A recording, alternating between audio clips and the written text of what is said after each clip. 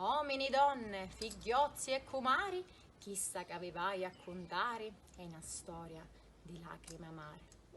Lacrime ammiscate a terra, lacrime ammiscate co zolfo, lacrime pa fama affamata di gente mazzata, vessata, sfruttata, che finalmente di subire s'era sibriata. Correva l'anno 1893 e na bella Sicilia si viveva da così.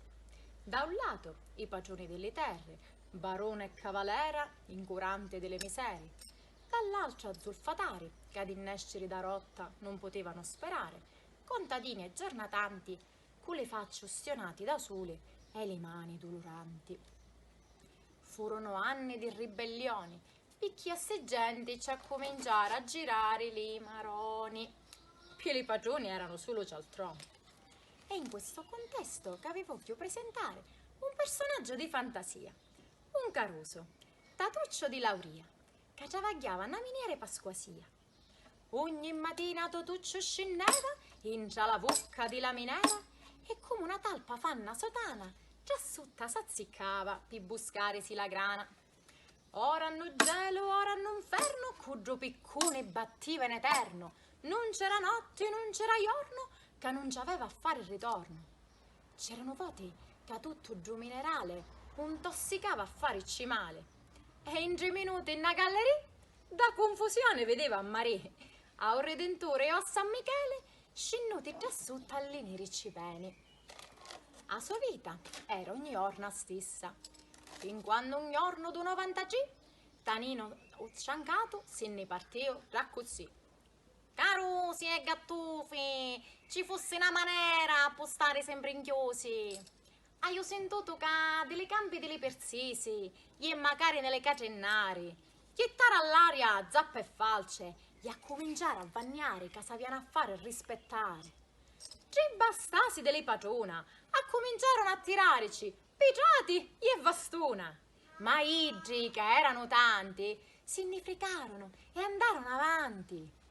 Domani c'è a riunione per arrivare fino a regione a parlare di rispetto e di tutti i tassi che ne scincino lo petto. Carusi, cu core ve lo dico, se nascondano lo sciopero ci indico. Bi, mastro Tanuzzo, forse che tutto sto zolfo te pa funnero ci rivieggio. Io 4 figli di sfamare. Non mi posso permettere di scioperare. È un mastro. E piggi che ti naghira a scioperare. Picchi di sta galleria, qualche giorno, potessi tu fare mai più ritorno. E rivolgendosi a Tatò. Tatò, tu ancora sei Caruso. Ti vetti crescere di quando era tontegnoso. Fra picca, magari la tua schiena sarà tutta incurvata e i tuoi polmoni intossicati. Vieni con mia e con le fratigie zappatura. Andiamoci insieme con questa padrona. Mi volessi tu dire che non ti piacessi paitire? Mi volessi tu dire che avevo passare i tuoi giorni a tossire?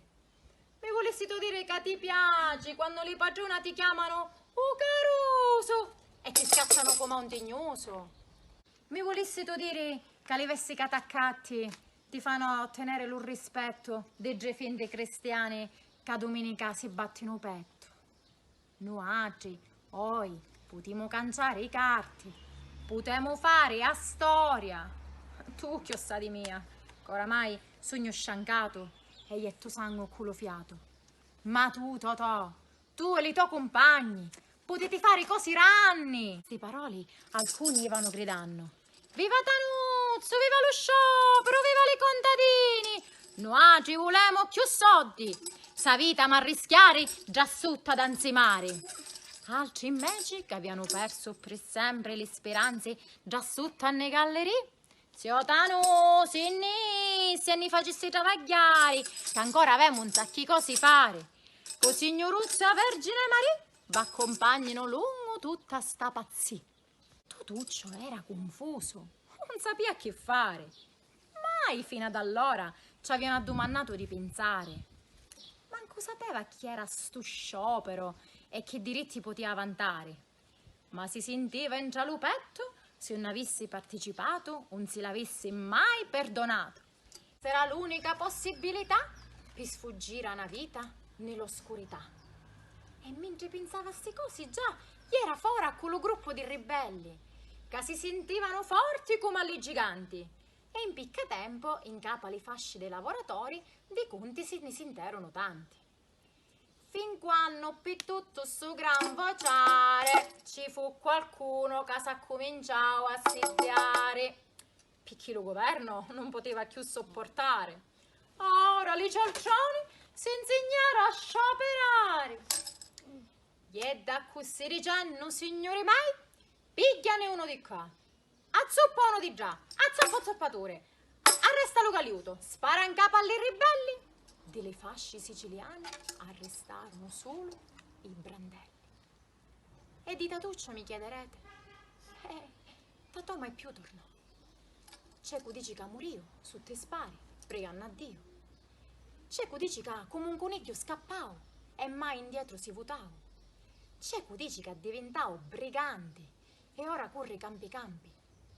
C'è chi dice che tornò una notte in fin di vita a Pasquasia e di già sotto non arrinesce più a nascere via. Ci sono suoi compagni che alla galleria certi notti sentino a sua voce che prega a Maria, a un Redentore e a San Michele di scendere uso per lenirci i peli.